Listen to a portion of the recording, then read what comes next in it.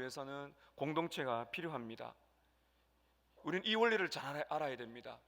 나 한 사람의 신앙의 건강은 반드시 공동체의 건강과 연관이 되고요, 공동체가 건강할 때 또 내가 건강할 수가 있는 것입니다.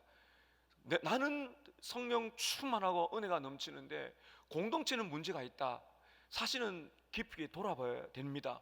그래서 우리는 나 한 사람의 영적인 성숙과 우리 또 서마나 가족의 공동체적인 성숙이 같이 간다는 생각을 가지시고요, 우리가 오늘 말씀을 통해서 우리 자신과 우리 교회 공동체가 예수님을 보여주는 그런 본보기로서 또 성장하는 시간으로 삼기를 또한 기도합니다. 우리가 오늘 보고 있는 이 말씀 빌립보서는 바울이 로마 감옥이라고 알려져 있는데요, 감옥에서 쓴 편지입니다. 이 빌립보서는 기쁨의 편지라고 알려져 있습니다. 그러나 바울이 기뻐한다는 것은 정말 큰 은혜인데, 왜냐하면 심히 외로운 시간을 보내고 있기 때문입니다. 자기를 위해서 기도해주며 돕는 교회들은 하나씩 둘씩 떠나가고, 빌립보 교회 성도들이 이게 바울과 연결이 되어서 끊임없이 소통하고 있었다는 것, 교제하고 있었다는 것은 바울에게는 그나마 큰 은혜가 아닐 수가 없습니다.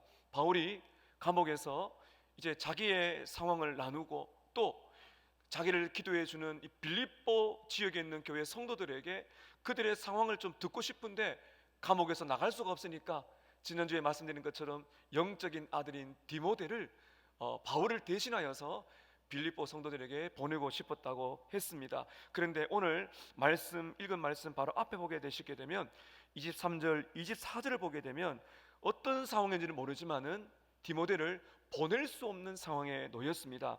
23절 끝을 보시게 되면 이 사람을 내가 보내기를 바란다, 희망을 한다는 겁니다. 그리고 24절에 나도 속히 너희들에게 갈 것을 주님 안에서 확신한다, 이렇게 기도하고 있지만은 어떤 일인지는 모르지만 디모데를 보낼 수가 없는 상황이 생겼습니다. 그래서 오늘 25절에 그러나 하면서 에바브로디도라는 한 신앙의 이 동역자를 이 빌립보 성도들에게 이제 보내는 것이 필요하다고 25절 앞에 나와 있습니다. 저는 오늘 이 에바브로디도라는 사람을 살펴보고자 하는데요, 바울과 디모데와 에바브로디도, 이 사람은 신앙의 굉장한 은혜 가운데 교제했던 사람입니다. 제가 지난주 말씀드린 것처럼 에바브로디도 또 디모데, 이런 신앙의 일꾼들이 신앙의 멘토가 되는 바울과 함께 또 서로 닮아가면서 결국에는 예수님을 닮아가는 이 아름다운 공동체를 이루어냈다는 것입니다. 오늘 여러분 25절 한 번 더 보시면은 에바브로디도가 어떤 부분에서 예수님을 닮은 성숙된 신자인가를 네 가지로 보여주고 있는데요, 25절입니다. 그러나 에바브로디도를 너희에게 보내는 것이 필요한 줄로 생각하노니 그는 나의 형제여 함께 수고하고 함께 군사된 자여 너희 사자로 내가 쓸 것을 돕는 자다. 네 가지로 나와 있습니다. 오늘 이 말씀 중심으로 에바브로디도가 어떤 면에서 예수를 닮았는지 네 가지를 보고, 그 다음에 이렇게 에바브로디도를 통해서 공동체가 어떤 복을 받았는지 이렇게 말씀을 여러분께 전하고자 합니다. 오늘 첫 번째, 에바브로디도는 어떤 사람인가? 도대체 이 사람이 어떤 부분에 예수님을 닮았는가? 발음하기도 참 어렵습니다. 에바브로디도, 어떤 부분에서 예수를 닮은 훌륭한 성품인가? 네 가지인데요, 첫 번째는 형제라고 말합니다. 형제. 바울이 뭐라 그럽니까? 나의 형제다, 바울의 형제다, 이렇게 말하고 있는데요, 이 형제라는 말이 25절 중반에 보면 그는 나의 형제다, 이렇게 말을 합니다. 형제다 또는 자매다, 이런 것은 가족 관계를 보여주는 독특한 기독교의 용어라고 볼 수가 있습니다. 이런 세상에 나가 보시게 되면요, 회사나 학교에서 형제 자매란 말을 쓰진 않죠. 그러나 가족에서는 형제 자매, 아버지 어머니 단어를 쓰지만은 이렇게 우리가 이 단어는 이 교회, 기독교 안에서 독특한 언어라고 볼 수가 있는데요, 비록 우리는 혈연 관계, 육적인 피를 나누지 않았습니다. 그러나 놀라운 것은 예수 그리스도를 구주로 믿는 순간에 한 분이신 하나님을 함께 믿는다는 겁니다. 이런, 그래서 우리가 주기도문 우리가 기도할 때 어떻게 시작합니까? 하늘에 계신 누구예요? 우리의 아버지요. 우리가 기도할 때는 여러분이 인식하든 그렇지 않든 놀라운 변화가 우리 안에 이미 발생을 한 것입니다. 하나님을 아빠라, 하나님을 아버지라고 부르는 그리스도 예수 안에서 그 영적인 혈연 관계, 가족 공동체인 교회다. 거기서 이제 바울이 나의 형제다. 이게 에바브로디도의 너무나 귀한 모습이라고 볼 수가 있습니다. 예수님께서도요 직접 이 영적 가족을 정의해 주셨는데 마가복음 3장 34절 35절에 보면 예수님께서 이렇게 말씀을 하셨습니다. 둘러 앉은 자들을 보시며 이르시되 내 어머니요 내 동생들을 보라. 누구든지 하나님의 뜻대로 행하는 자가 내 형제요 내 자매요 내 어머니라. 예수님이 말씀하셨습니다. 물론 예수님은 그 당시에 몸으로 오셨기 때문에 형제들이 있었고요, 육적인 어머니 마리아가 있었죠.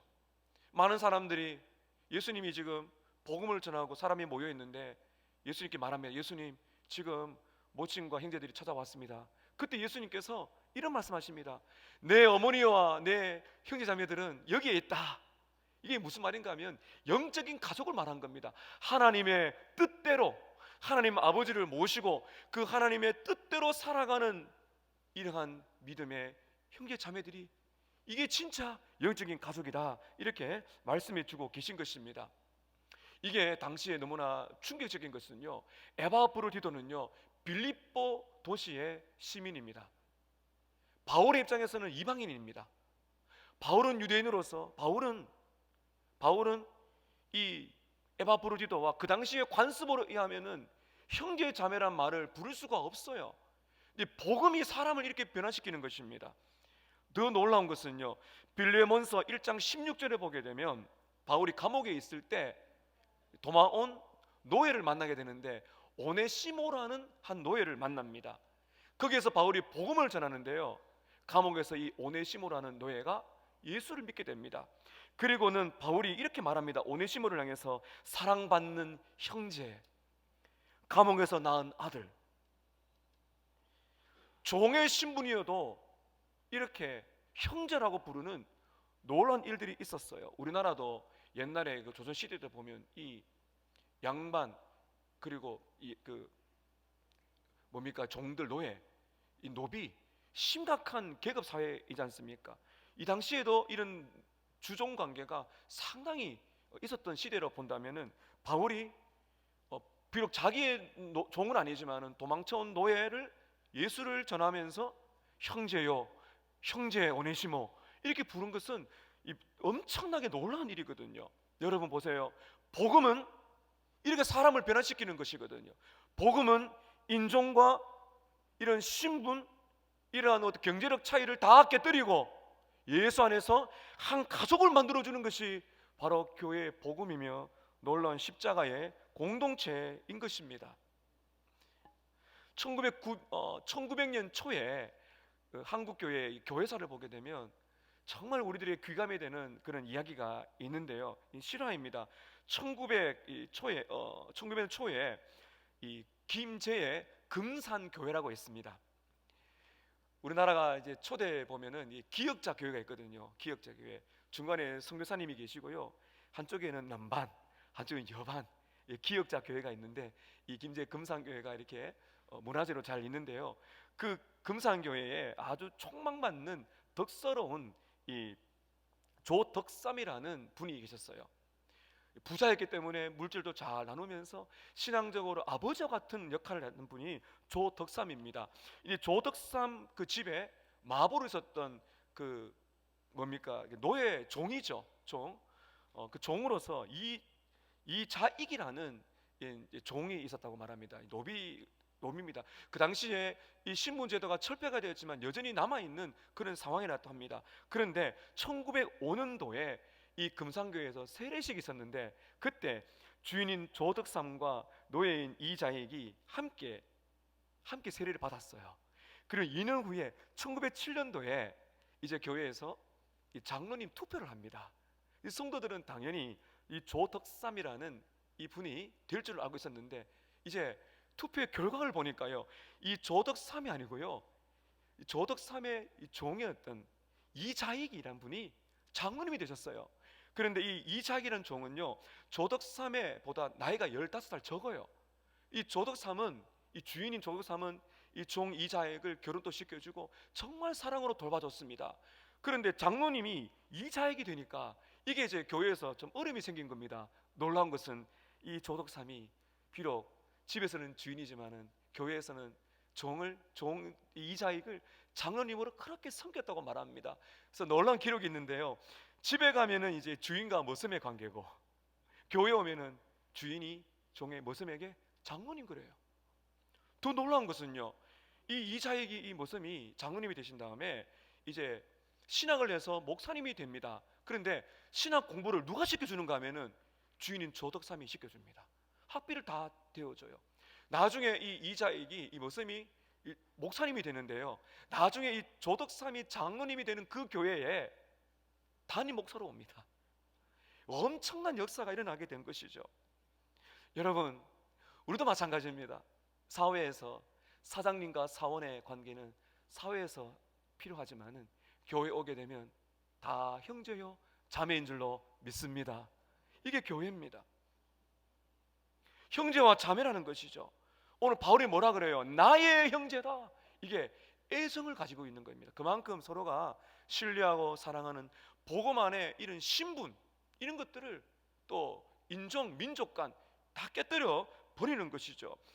우리가 오늘 이 설교 후에 부를 찬송해 보면 한 피 바다 한 몸 이룬 형제요 친구들이요 자매들이요 이렇게 말을 합니다. 여러분, 예수님은 이렇게 우리를 한 가족으로 만들어 주셨습니다. 예수님의 십자가가 우리를 형제자매로 만들어 주시는 이 복이 우리 모두에 있기를 축복합니다. 두 번째 에바브로디도는요, 동역자입니다. 바울의 동역자라고 바울이 말을 하죠. 25절 중반에 보십시오. 그는 나의 형제요 함께 수고하는 사람이다. 지금 바울이 굉장히 중요한 기독교적인 용어를 쓰고 있는데요, 앞에 형제라는 것은 가족 개념이라면은 지금 함께 수고한다는 것은 같은 일을 하는 사람, 누구의 일일까요? 예수 그리스도의 일입니다. 바로 하나님이 원하시는 그 일을 같이 하는 사람이다, 이렇게 말하고 있는 것이죠. 바울이 지금 굉장히 중요한 말을 합니다. 함께 수고한다. 사랑하는 여러분, 하나님께서는요, 하나님은 한 사람에게 모든 걸 다 주시지 않습니다. 아무리 탁월하고 볼 때 정말 저 사람은 대단해 하는 사람이라도 하나님은 그 사람에게 모든 재능을 주시지 않습니다. 그렇게 하지 않습니다. 기독교 역사에 보면 정말 걸출한 믿음의 거장들이 많은데요, 단점이 많아요. 그들 주위에 함께 일하는 사람이 있었습니다. 여러분, 아무리 탁월한 사람이라도 부족한 점이 있습니다. 부부관계도 마찬가지죠. 완전한 배우자 찾으려면 결혼 못합니다. 완전한 배우자, 나도 완전하지도 없는데 어떻게 완전한 남편과 아내를 찾을 수가 있고 구할 수가 있겠습니까? 그거는 정말 복음을 모르는 것이죠. 완전한 분은 예수님밖에 없는 줄로 믿습니다. 그 안에서 여러분, 이 동력의 기쁨이 오게 되는 거거든요. 보십시오. 부부도요, 내가 약하고 약한 걸 알잖아요. 그래서 서로가 필요하다는 걸 그때 알아요. 독불 장군이 없어요. 완벽한 단임 목사가 없습니다. 우리 장로님들 그래 방해가 필요한 것 아니겠어요? 우리 모두는 다 약해요. 절대로 슈퍼맨은 없습니다. 그렇기 때문에 우리는 서로를 필요로 하는, 한 몸 이루었구나, 서로가 필요하구나, 그때 정말 이게 함께 일하는 기쁨이 거기에서 오는 것입니다.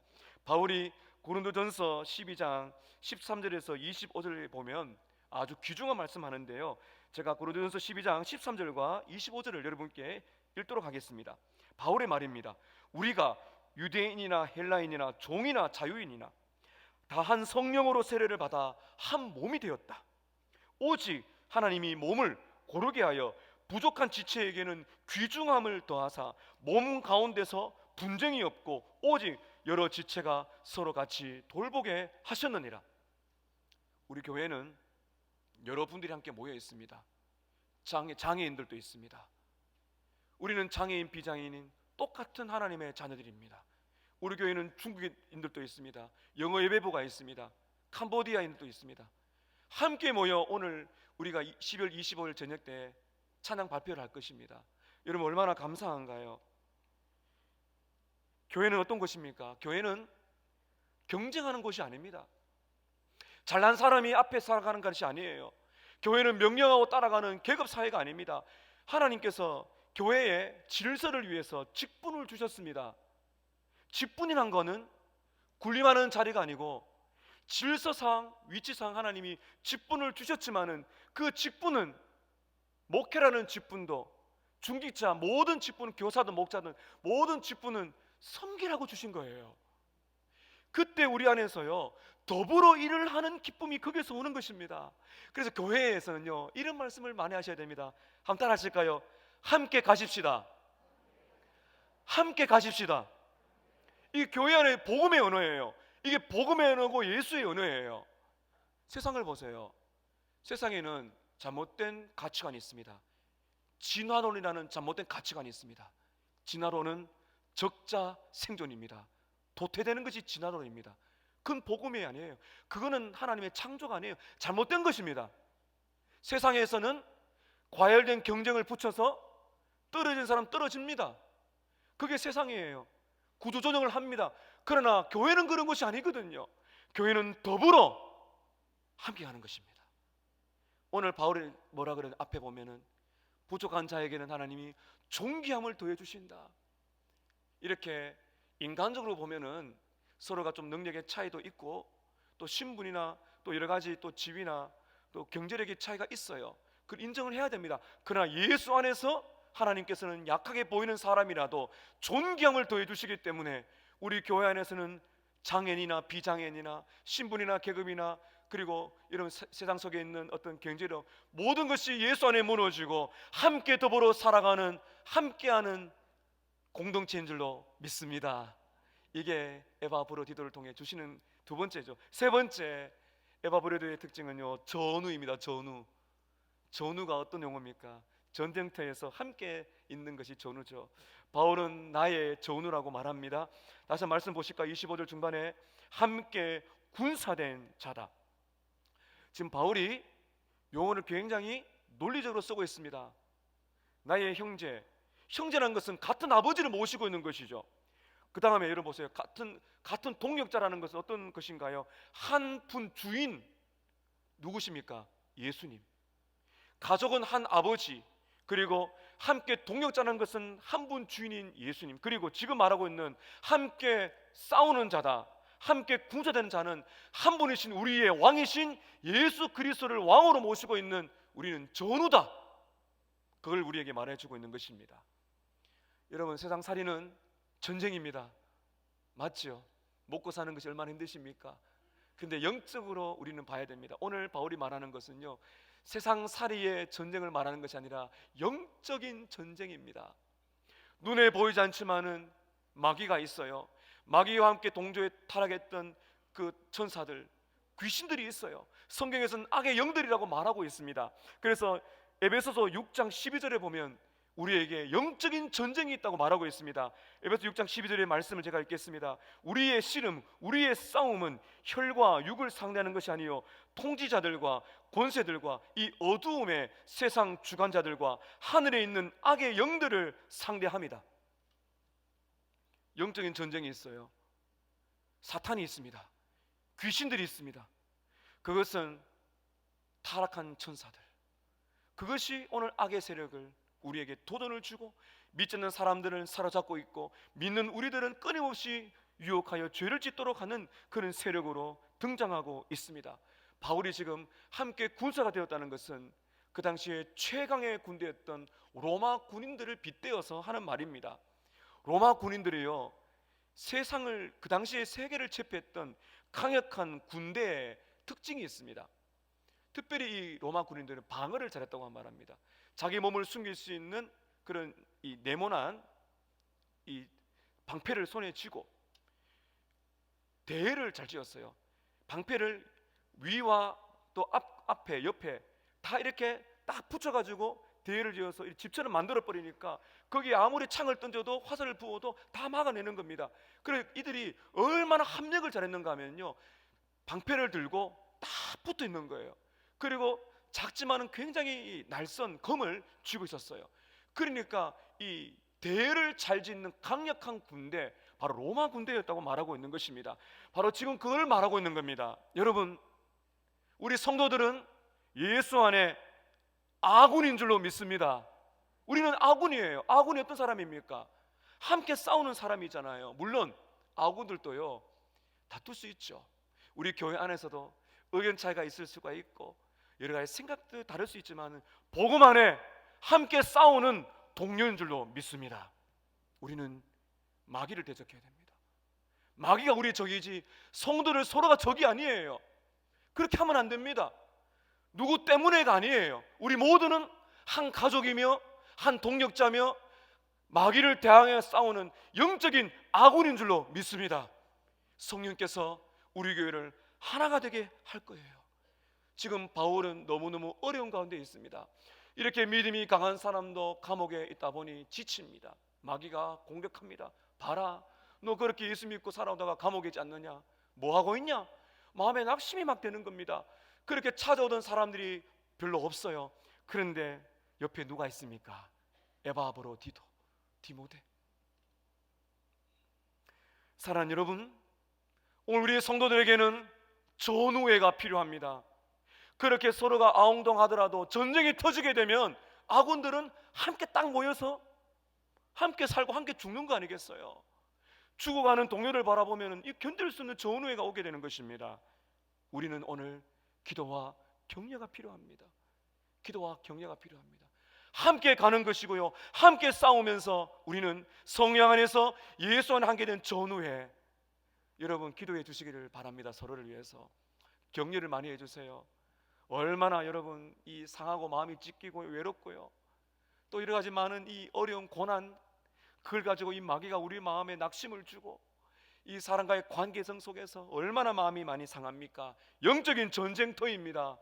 그래서 우리의 심령이 찢겨지고 있거든요. 그때 우리는 바울과 에바브로디도 함께 있으면서 기도해주고 격려해주고 그러면서 함께 싸워가는 전우, 이 전우회가 필요한 것이죠. 우리는 서로 싸우는 존재가 아니라 함께 마귀와 악한 세력과 이 세상의 풍습과 가치관을 대항하는 전우인 줄로 믿고 살아가시기를 축복합니다. 하나 더, 이 에바브로디도는요, 생명 다하여 섬기는 자라고 바울이 말을 하고 있습니다. 생명을 다해 섬기는 자입니다. 25절 끝을 보십시오. 너희의 사자로 내가 쓸 것을 돕는 자다. 에바브로디도는 바울 곁에 있었습니다. 어떻게 에바브로디도가 바울 곁에 있었는가 하면은, 에바브로디도는 빌립보 도시의 사람이에요. 다시 말하면 빌립보 성도의 교회에서요, 에바브로디도를 대표해서 바울에게 이제 감옥으로 바울을 만나러 보낸 겁니다. 그러니까 지금 에바브로디도가 옆에 있는 것은 빌립보 성도들이 미리 보낸 거거든요. 왜 보냈는가 하면은, 제가 읽진 않았지만은 4장 18절에 보게 되면 이 빌립보 성도들이 헌금을 모아가지고요, 에바브로디도를 바울에게로 보낸 겁니다. 그 당시에 기록을 보게 되면 로마 감옥이라고 보고 있는데, 로마 감옥에는요 옷이나 음식이나 의약품들이 제대로 조달이 안 됩니다. 그래서 이 바울을 걱정했던 빌립보 성도들이 대표해서 에바브로디도를 보낸 것입니다. 그래서 에바브로디도가 그 옆에 앉아서 의약품도 주고 음식도 주고 함께 기도도 하고 음식도 나누어 준 것입니다. 얼마나 감사한지 여러분 30절 한 끝을 보시길 바랍니다. 30절 끝을 보게 이렇게 나와 있죠. 나를 섬기는 너희의 일에 부족함을 채우려 함이니라. 빌립보 성도들이 바울이 감옥에 있었을 때 잘했어요. 그런데 더 잘하기 위해서 에바브로디도를 보낸 겁니다. 부족함을 채우기 위해서 보내어 준 것입니다. 이제 바울이 에바브로디도를 다시 고향인 빌립보로 보내려고 하고 있어요. 에바브로디도를 이제 빌립보의 성도들에게 보내려고 하고 있습니다. 왜 그럴까요? 일을 다 마쳤기 때문에 헌금도 전해주고 옷도 음식도 주고 다 잘했기 때문에 에바브로디도를 빌립보로 돌려보내고 하고 있을까요? 그렇지 않습니다. 여러분 지금부터 여러분 좀 더 주목하셔야 되는데요, 이들에게 엄청난 비극이 찾아옵니다. 그것이 무엇인가 하면요, 에바브르디도가요 죽을 병에 걸립니다.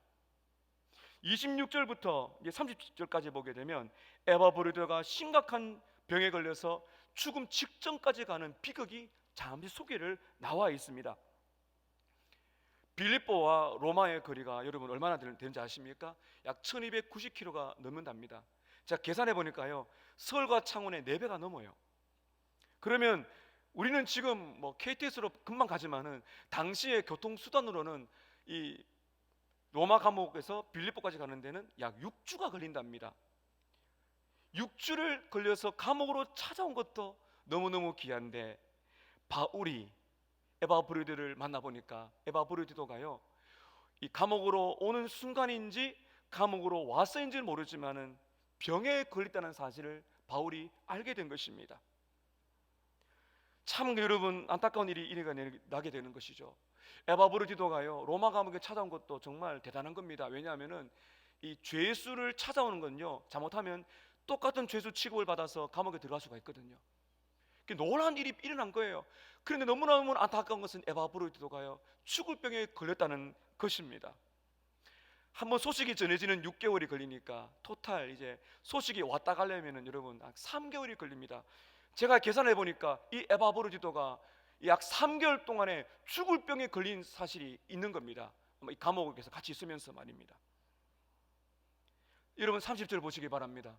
에바브르디도가 얼마나 큰 사랑을 베풀었는가, 이런 30절 보시기 바랍니다. 그가 누구의 일을 위해서요?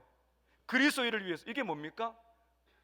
찾아와서 함께 사랑해 준 것이죠. 그리스도의 일을 위하여 죽기에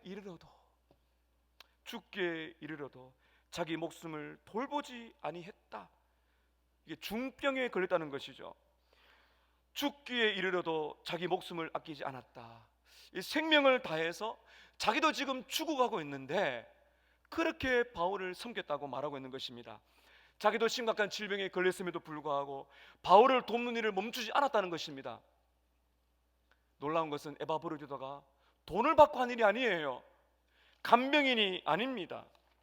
자기도 지금 중병에 걸려 죽어가고 있는데 어떻게 바울 곁을 지키면서 그렇게 돌봤을까요? 무엇이 사람을 이렇게 만들었을까요? 여기서 비밀이 있는 것입니다. 이게 기독교의 핵심이며 이게 예수 안에는 벌어지는 놀라운 변화인 것이죠. 무엇 때문인 것입니까?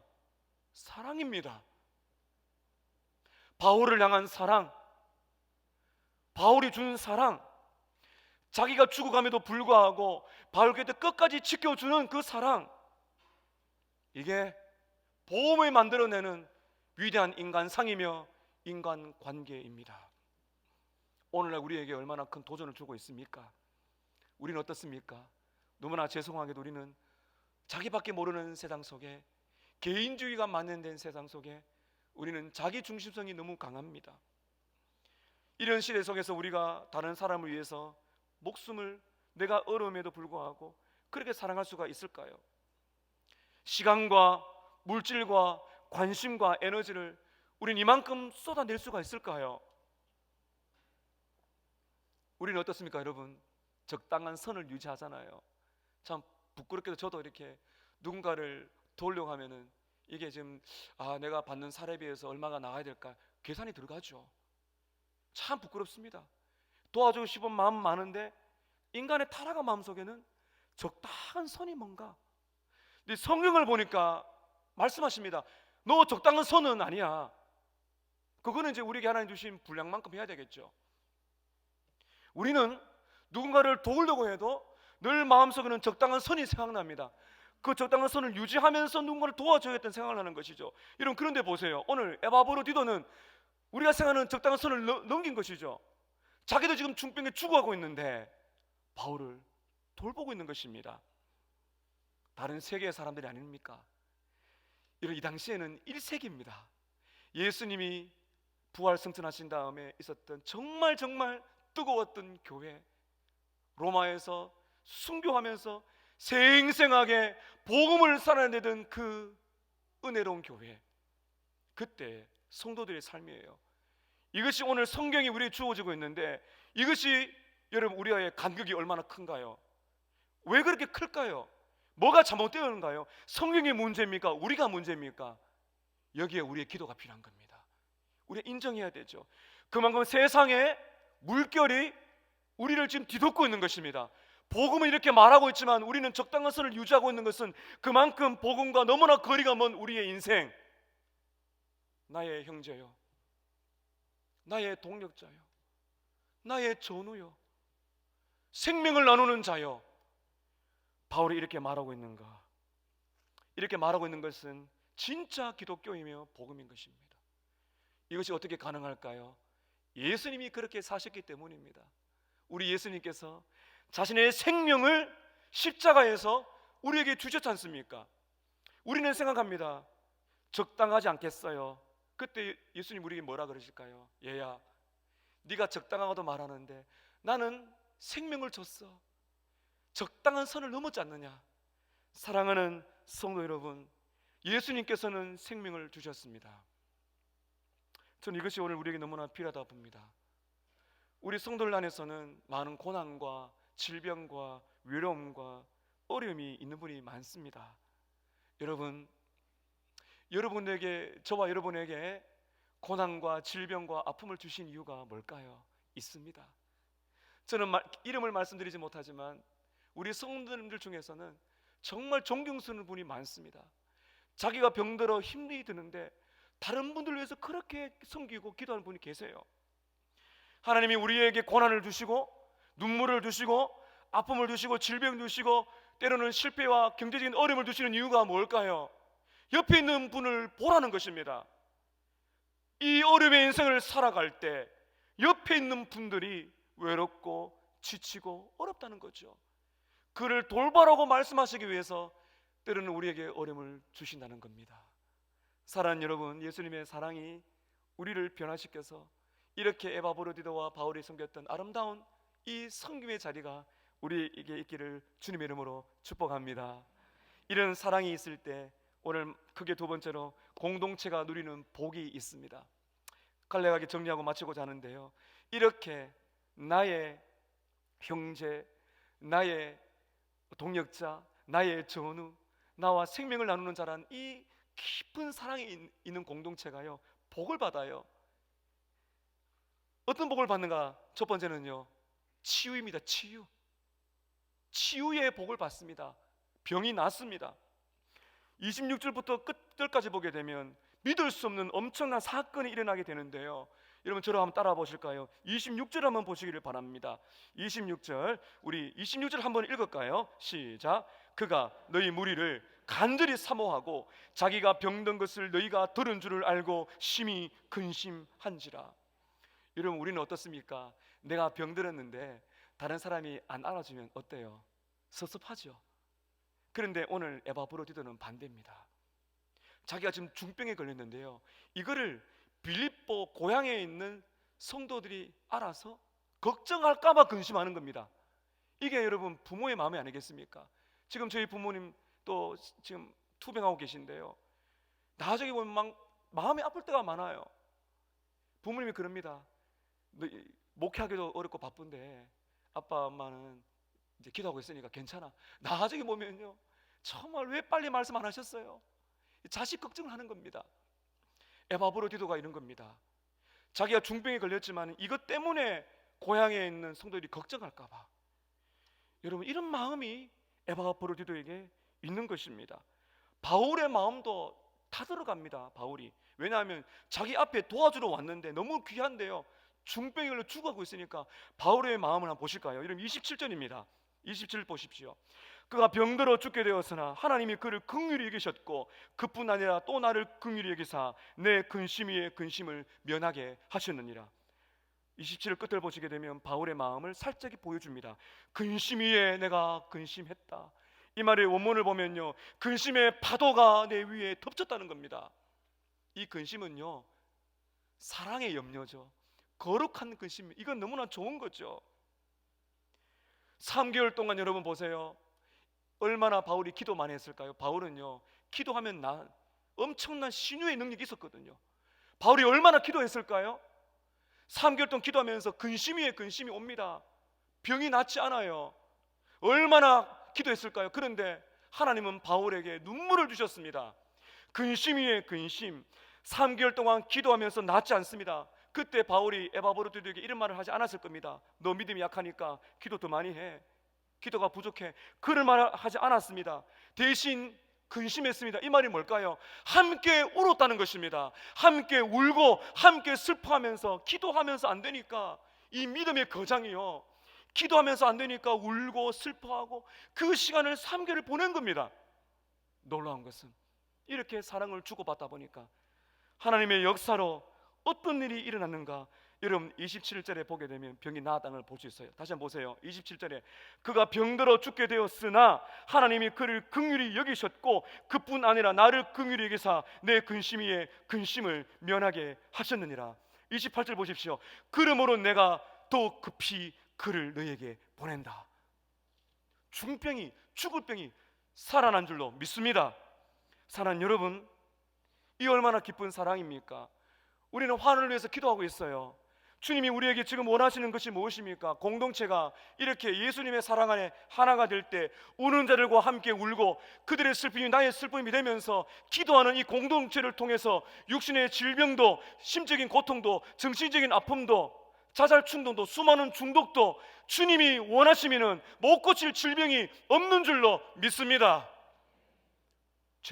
더 중요한 것이 무엇입니까? 주님이 원하시는 건 무엇입니까? 눈물의 기도, 생명을 나누는 기도, 성도들이 아파할 때 함께 아파할 수 있는 그 마음. 많은 사람들은 신유의 능력을 구합니다. 기도하면 낫기를. 그 하나님이 원하시면 될 줄로 믿습니다. 그 주님이 원하시는 게 뭔지 아세요? 기도하는 손에 붙어있는 심장, 마음이 뛰는가, 마음이 뜨거운가, 그게 진짜 기도가 아니겠어요? 그게 정말 예수님의 능력이 나가는 것이 아니겠습니까? 저를 위해 기도해 주시길 바랍니다. 우리 목회자, 우리 장로님들 얼마나 귀하신 분들입니까? 예수의 심장 가지고 우리 환우들을 위해서 눈물로 기도할 때, 그런 목회자와 당회가 되고 그런 성도가 될 때 주께서 우리 교회 안에 주권적인 은혜의 역사가 일어나기를 축복합니다. 치유와 더불어 기쁨이 있어요. 기쁨이 넘쳐요. 얼마나 기쁠까요? 바로 빌립보 성도들이 이 치료가 된 에바브로디도를 통해서 기쁨을 얻기 원하고 했어요. 여러분 28절을 보시기를 바랍니다. 28절입니다. 그러므로 내가 더욱 급히 그를 보낸 것은 너희로 그를 다시 보고 기뻐하게 하며 내 근심도 덜려 함이니라. 공동체의 영광은 기쁨입니다. 메리 크리스마스입니다. 기쁨인 것이죠. 이 충만한 행복, 이 말할 수 없는 기쁨의 역사가 교회 안에 넘치게 되는 것이죠. 여러분 29절 보세요. 이러므로 너희가 주 안에서, 예수 안에서 모든 기쁨으로 그를 영접하고 이와 같은 사람을 존귀하게 여겨라. 기쁨인 것입니다. 여러분 우리는 예수 안에서 한 형제요, 동력자요, 전우요, 생명을 나눈 그 자리로 우리는 부름을 받았습니다. 그러나 여러분 우리는 분명히 해야 됩니다. 우리 힘으로 안 됩니다. 우리 힘으로 되는 게 절대로 아닙니다. 그래서 복음이 필요한 것입니다. 우리를 위하여 생명을 바치시고 우리를 가족으로 부르시고 우리를 함께 싸우시는 우리의 대장 되시는 예수님을 붙들 때에 우리의 마음이 변화될 줄로 믿습니다. 하나님 아버지께 기도하셔야 됩니다. 은혜를 달라고, 이러한 예수님의 마음을 부어달라고, 성령의 능력을 달라고 우리가 진심으로 기도하면서 예수를 바라보고 예수를 바라보며 기도하며 엎드리게 될 때 주님이 우리 안에 놀라운 변화를 주셔서 이런 고백이, 기쁨이 나오게 될 것입니다. 나의 형제, 나의 동력자, 나의 전우, 나의 생명, 이런 놀라운 역사를 통해서 우리 안에 치유와 기쁨의 역사가 일어나는 복음의 영광 누리시는 저와 여러분 되시기를 주님의 이름으로 축복합니다. 기도하겠습니다. 우리 시간, 우리 개인과 가정과